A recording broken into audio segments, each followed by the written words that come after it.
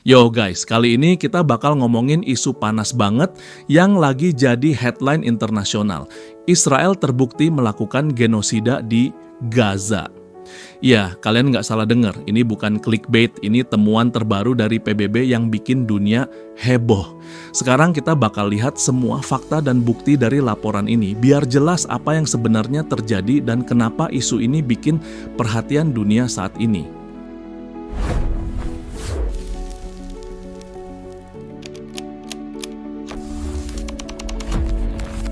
Oke, kita mulai dari dasar dulu. Jadi PBB organisasi yang biasanya bahasanya diplomatis banget, kayak ngomong pakai bahasa kaku yang bikin kita mesti mikir dua kali, baru aja ngerilis laporan terperinci. Laporan ini bilang kalau tentara Israel nggak cuma perang biasa, tapi melakukan kekerasan seksual sistematis terhadap warga Palestina. Gila nggak sih? Bayangin, bukan cuma perang fisik, tapi juga kejahatan kemanusiaan yang brutal, termasuk nyerang fasilitas kesehatan dan perawatan warga Palestina yang ditahan. Sekarang gua mau lu bayangin ini, banyak banget organisasi HAM, hak asasi manusia, terkenal di dunia, plus pakar hukum internasional, plus pakar genosida, semuanya udah bilang kalau tindakan Israel ini memenuhi kriteria genosida. Jadi bukan opini random di Twitter atau TikTok, tapi opini resmi para ahli yang kredibel. Dan laporan terbaru dari Commission of Inquiry on the Occupied Palestinian Territory, bagian dari Human Rights Council, secara eksplisit bilang, ya Israel menunjukkan niat genosida. Lo ngerasa berat nggak dengernya? Gua juga. Tapi ini penting karena kata kuncinya adalah niat genosida, bukan cuma kebetulan perang berantakan. Jadi bukan sekadar kita nyerang musuh, terus ada warga sipil kena, tapi pola tindakannya udah sistematis, konsisten, dan menunjukkan maksud jelas untuk menghancurkan sebagian kelompok tertentu. Itu definisi genosida menurut hukum internasional. Laporan ini nggak cuma ngomong soal bukti fisik, tapi juga niat dibalik tindakan. Jadi kalau Israel bilang, ini nggak genosida, laporan PBB ini bilang, sorry bro, bukti-bukti lo kebanyakan udah bilang sebaliknya. Ini kayak kalau lo bilang, gue cuma bercanda, padahal semua video lo di TikTok nunjukin lo emang sengaja bikin orang lain ketawa, tapi juga sakit hati. Nah, bedanya ini bukan cuma sakit hati, tapi hidup dan mati orang banyak. Terus, pertanyaannya sekarang, siapa yang bakal bertindak? Laporan ini jelas mendorong negara-negara di dunia untuk ambil segala cara yang mungkin untuk mencegah genosida, termasuk hentikan transfer senjata atau komponen perang ke Israel. Contohnya di Australia bisa berarti komponen pesawat tempur F-35 atau bahan baku yang bisa dipakai bikin senjata. Jadi negara yang merasa ikut bertanggung jawab nggak bisa lagi bilang, gua nggak tahu. Salah satu pakar, Melanie O'Brien, Presiden Asosiasi Internasional Cendekiawan Genosida, bilang gini ke ABC, kita punya undang-undang untuk jatuhin sanksi luas, jangan cuma individu, tapi juga perusahaan dan entitas negara yang terlibat. Kita harus pakai itu. Pokoknya intinya, negara-negara yang sadar hukum internasional harus ambil tindakan nyata, bukan cuma omdo. Tapi lucunya Israel nggak mau denger. Mereka bilang laporan itu palsu, bukti dibantah, dan menuduh PBB antisemit. Perdana Menteri Netanyahu bahkan bilang Dewan HAM PBB itu busuk, pendukung teroris, dan nggak relevan. Ya ampun, drama internasionalnya nyata banget.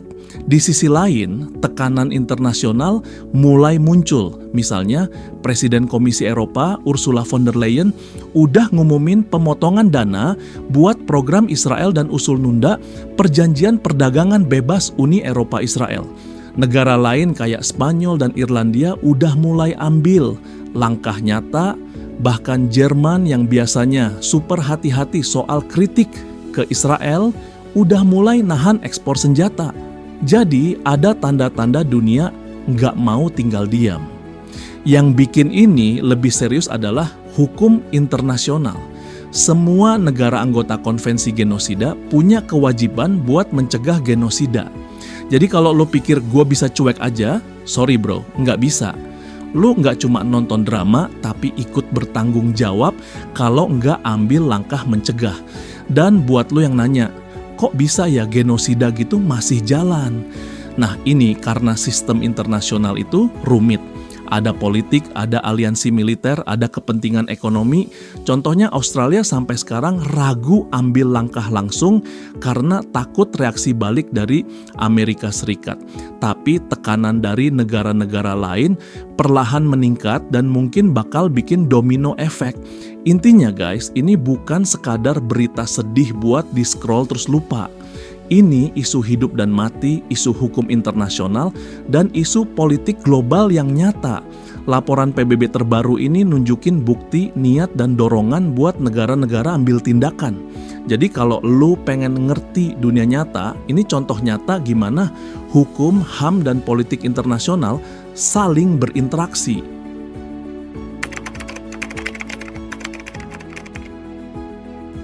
Sekarang kita masuk ke sisi hukum internasional dan tanggung jawab negara. Guys, ini penting banget.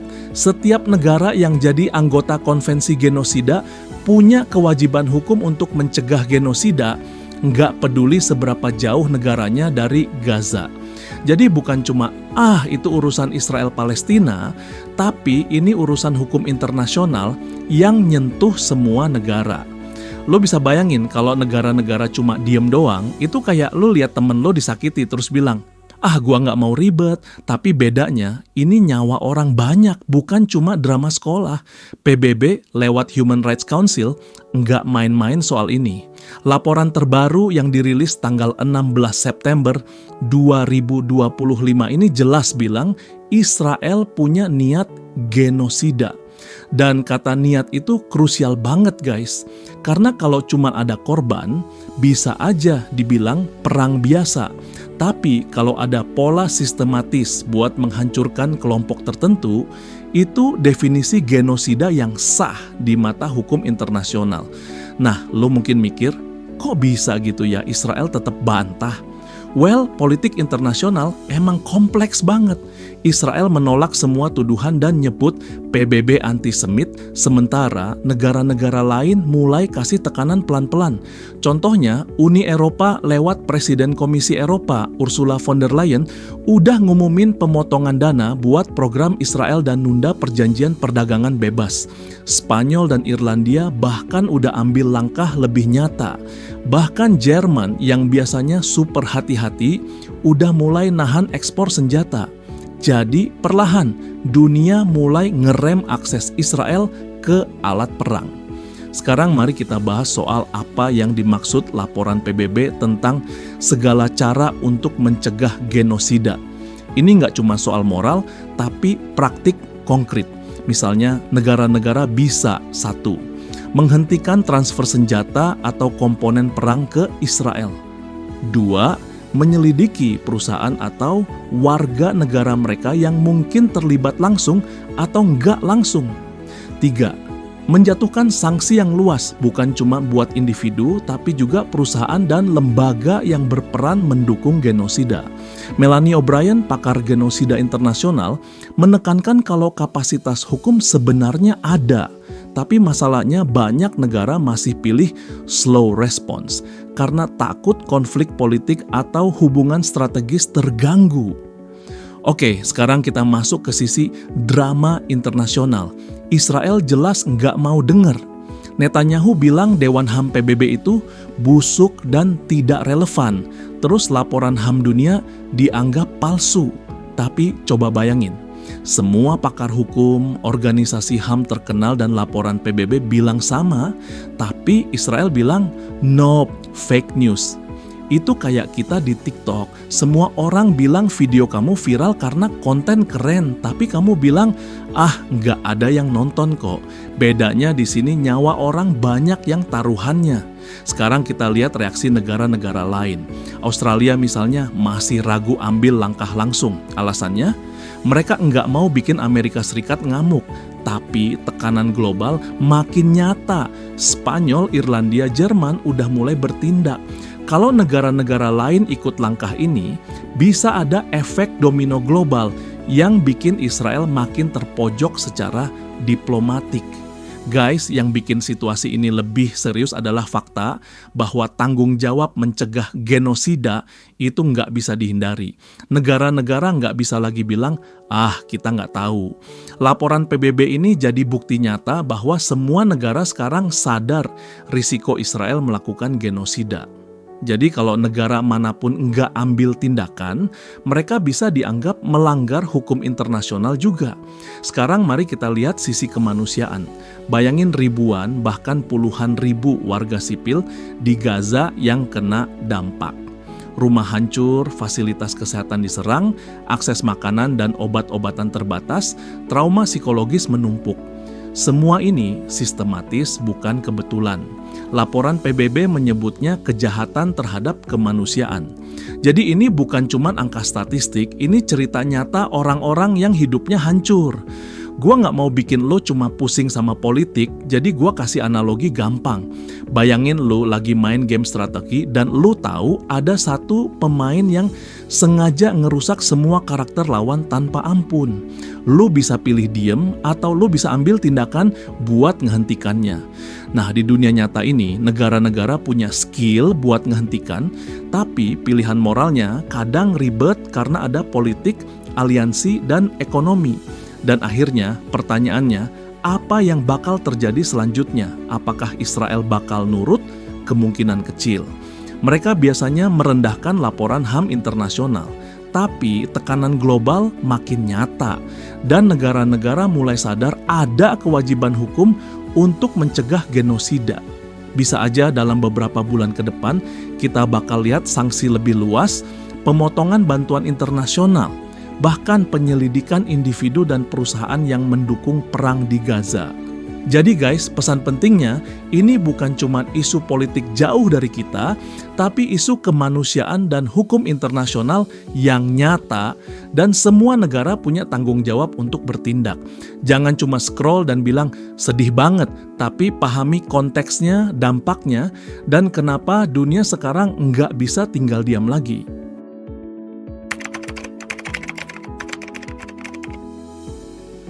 Sekarang kita masuk ke kronologi dan detail laporan PBB. Jadi guys, tanggal 16 September 2025, PBB secara resmi rilis laporan terbaru dari Commission of Inquiry on the Occupied Palestinian Territory. Laporan ini bukan sekadar ringkasan, tapi investigasi mendalam, wawancara saksi, analisis bukti, dan dokumen resmi. Intinya, PBB nyimpulin satu kata yang bikin dunia geger. Israel menunjukkan niat genosida. Buat lo yang masih nanya, kenapa niat genosida itu penting? Jadi gini guys, hukum internasional nggak cuma lihat korban atau kerusakan. Yang penting adalah pola dan niat. Kalau ada niat jelas untuk menghancurkan kelompok tertentu, apalagi secara sistematis, itu definisi genosida yang sah. Jadi laporan ini nggak asal tuduh, tapi berdasar bukti dan analisis ahli. Selain itu, laporan ini juga nunjukin aksi-aksi spesifik Israel yang masuk kategori kejahatan perang dan kejahatan terhadap kemanusiaan. Misalnya 1. Serangan ke fasilitas kesehatan, rumah sakit, klinik, bahkan ambulans nggak luput dari serangan. 2. Kekerasan seksual sistematis. Ini bukan kasus random, tapi pola yang disengaja. 3. Penghancuran infrastruktur penting, air bersih, listrik, dan akses pangan dibatasi, bikin warga sipil makin rentan. Dan yang bikin laporan ini makin ngeri. Laporan sebelumnya dari kelompok HAM dunia juga sudah bilang hal serupa. Jadi, laporan PBB ini cuma ngekonfirmasi secara resmi semua temuan yang sebelumnya dianggap kontroversial atau diperdebatkan. Sekarang mari kita lihat respons negara-negara. Australia yang biasanya jadi teman dekat AS, sampai sekarang masih hati-hati. Mereka takut bikin hubungan dengan AS jadi tegang. Tapi negara-negara Eropa lain mulai ambil langkah nyata. Uni Eropa, pemotongan dana program Israel, Spanyol, dan Irlandia. Langkah langsung, Jerman, nunda ekspor senjata. Jadi perlahan, tekanan internasional makin terasa. Yang menarik, pakar hukum internasional Jani Nadil bilang, negara-negara yang masih diam nggak bisa lagi bilang, gua nggak sadar. Dengan laporan PBB ini, semua anggota konvensi genosida sekarang wajib tahu dan wajib bertindak. Jadi nggak ada lagi alasan buat cuek. Sekarang mari kita lihat prediksi geopolitik. Kalau tekanan ini terus naik, beberapa kemungkinan bakal terjadi. Sanksi lebih luas terhadap Israel, bukan cuma individu, tapi perusahaan dan lembaga yang mendukung perang. Pemeriksaan warga negara, negara-negara bakal nyelidikin warganya yang mungkin terlibat atau mendukung konflik. Pembatasan akses teknologi militer, misalnya komponen pesawat tempur, bahan baku senjata, dan teknologi militer lainnya. Semua langkah ini bisa bikin Israel merasa terpojok diplomatik, tapi kemungkinan besar mereka tetap bantah, karena sebelumnya mereka sudah nyebut laporan HAM PBB palsu dan antisemit. Jadi konflik ini nggak cuma soal militer, tapi juga soal narasi dan legitimasi internasional. Sekarang kita masuk ke sisi kemanusiaan dan refleksi. Bayangin ribuan warga sipil di Gaza, hidup mereka hancur karena perang yang sistematis, rumah mereka hancur, rumah sakit diserang, anak-anak dan keluarga kehilangan akses air, pangan, dan kesehatan. Semua ini fakta, bukan angka statistik doang. Dan yang bikin miris, dunia kadang lambat merespons karena alasan politik dan ekonomi. Tapi ada sisi positif. Laporan PBB ini nunjukin kalau dunia nggak sepenuhnya diem. Tekanan internasional makin nyata, negara-negara mulai ambil langkah, dan hukum internasional dipakai buat mencegah genosida. Jadi ada harapan kalau tindakan nyata bakal diambil sebelum tragedi makin parah. Kesimpulannya guys, ini bukan sekadar isu politik yang jauh dari kita. Ini isu kemanusiaan, hukum internasional, dan geopolitik global yang nyata. Laporan PBB terbaru, Israel terbukti melakukan genosida, dunia mulai bereaksi, dan semua negara punya tanggung jawab hukum buat bertindak. Kalau lo cuma scroll berita ini dan bilang, wah sedih banget, itu belum cukup. Kita harus ngerti konteks, mekanisme hukum internasional, dan konsekuensi politiknya. Di dunia nyata, genosida bukan cuma cerita di buku sejarah. Ini terjadi sekarang di depan mata kita, dan cara dunia merespons bakal menentukan nasib ribuan nyawa. Jadi stay informed, jangan cuma jadi penonton pasif. Lo mungkin nggak bisa langsung ke Gaza, tapi ngerti fakta, dukung informasi yang benar, dan sebarkan awareness. Itu salah satu cara lo ikut berperan. Kalau lo ngerasa video ini penting, jangan lupa like, share, dan subscribe, biar suara kita soal fakta ini nggak cuma berhenti di timeline doang. Karena guys, dunia ini terlalu serius buat dilewatin cuma dengan scroll doang.